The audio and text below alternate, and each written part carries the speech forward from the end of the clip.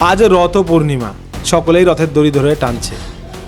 রাজ্যের মুখ্যমন্ত্রী শুভেন্দু অধিকারী ইস্কনে গিয়ে সশরীরে শুয়ে দণ্ডবধ হয়ে প্রণাম করলেন, রথের দড়ি টানলেন।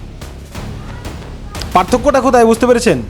মমতা বন্দ্যোপাধ্যায় পায়ে চটি পরে রথের দড়ি টানেন, আর এই শুভেন্দু অধিকারী দণ্ডবধ হয়ে শুয়ে সশরীরে প্রণাম করছেন। পার্থক্যটা এখানেই। মুসলিম সমাজের কাছে প্রিয় হতে গিয়ে মমতা বন্দ্যোপাধ্যায় হিন্দুদের থেকে দূরে চলে গেছেন, আর শুভেন্দু যেটা নিজের ধর্ম সেটাকে গ্রহণ করে নিয়েছে। আর একটা কথা বলে রাখি, পুরী ধাম জগন্নাথ ধাম, সেটার আদলে দীঘা ধাম নাম দিয়েছিল। পুরীর যারা পণ্ডিত ছিল তারা না করেছিল যে ধাম দেবেন না, কারণ এটা আমাদের ধর্মের বিষয়, ইচ্ছা করে ধাম নাম দেবেন না। মমতা দিয়েছিলেন, হেরে গেলেন, পার্টিটাই নষ্ট হয়ে গেল। তো যাই হোক, পার্থক্য আছে, থাকবে।